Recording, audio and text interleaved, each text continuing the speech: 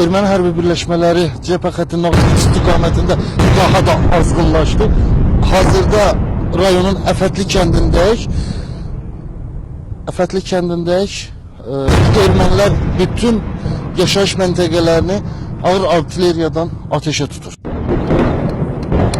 Ermənilərin ağır artilleriyadan attığı mərmilərin ən çoxu Ağdamın Çəmənli kəndinə düşdü. Ermənilərin topdan attığı mərmilərdən biri gördüyünüz mərkəzi yola düşüb və sancılıq bura təbii ki açıldığı ehtimal olunur və yaxınlıqda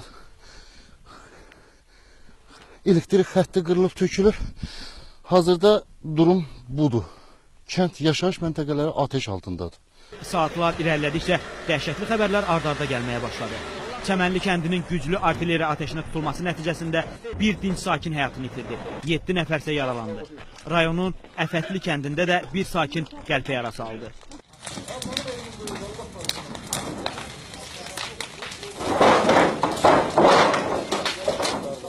Ağır artilleriyadan açılan mərmilərdən biri Mahrızlı kəndində Bakir Qarayevin evinə düşüb. Hazırda kənd sakinləri də buradadır, amma çarəsiz evin yanmağını seyr edirlər. Çünki söndürülməsi mümkündür. Gecə boyu Ağdamın tibb işçiləri sözün əsl mənasında qəhrəmanlıq göstərdilər. Harda mərmi səsi eşidildi, harda insan haraya gəldisə, təcili tibbi yardımın işçiləri orada oldular. Həkimlər öz həyatlarını təhlükə altına ataraq sakinlərin həyatını xilas etməyə çalışdılar. Mərmilərin düşdüyü ərazilərdən çıxarılan yaralılar Ağdam Mərkəzi Rayon Xəstəxanasına yerləşdirildi. Atışma zamanı kəndimizə bəzi gücü yazılır, adamın qalasında.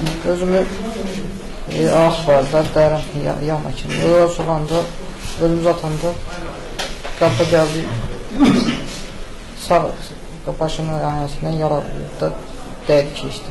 Kəndimizlə gələndə bəli və mərmi düşdü, qəlbəsi kürəyimizdən. Son məlumata görə təkcə Çəmənli kəndinə 50-yədək artilleriya mərmisi düşüb. Kənd sakini Sadiq Haqverdiyevin evinə üst-üstə 2 ədəd mərmi dəyib. Nəticədə ev əşyaları ilə birlikdə yararsız vəziyyətə düşüb. Digər kənd sakini Vidadi Şükurovun həyəti də düşmən mərmisinin hədəfində olub. Çəmənli kənd sakini Vidadi Şükurovun həyətinə 2 mərmi düşdü. Mərmilərdən biri evin qarşısına, sizin kadrlarda da gördüyünüz kimi bütün evin qapı, pəncərəsi və eləcə də dam örtüyü və həyətdəki ağaclar tamamilə sıradan çıxıb.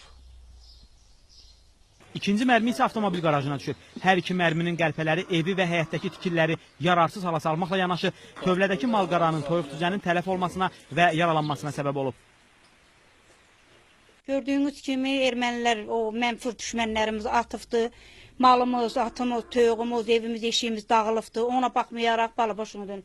Biz vallahi o arxa evdə bir otağımız nisbətən salamat qalıb. Bax, gecəni biz orada keçirmişik. Bir sürü külfətik. Heç yana çıxmamışıq. Biz də istəyirik ki, torpağımızı özümüzə qaytararlar. Biz də istəyirik ki, dinc yaşayaq, əhalimiz dinc yaşasın. Hazırda Ağdam rayon Fövqəladə Hallar Komissiyasının nümayəndələri kəndlərə dəyən ziyanı araşdırır. Hələlik Ağdamda müəyyən olmuşdur ki, 50-dən artıq evə ziyan dəymişdir.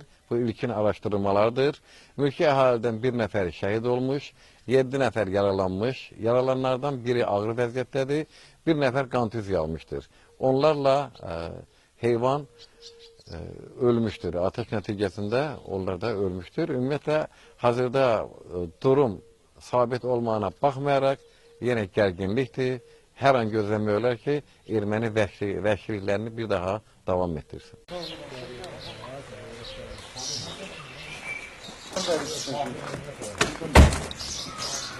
Habil Aslanoğlu, İlqar Fərmanlı, Elnur Niftəliyev, Lider TV, Cəbhə xətti.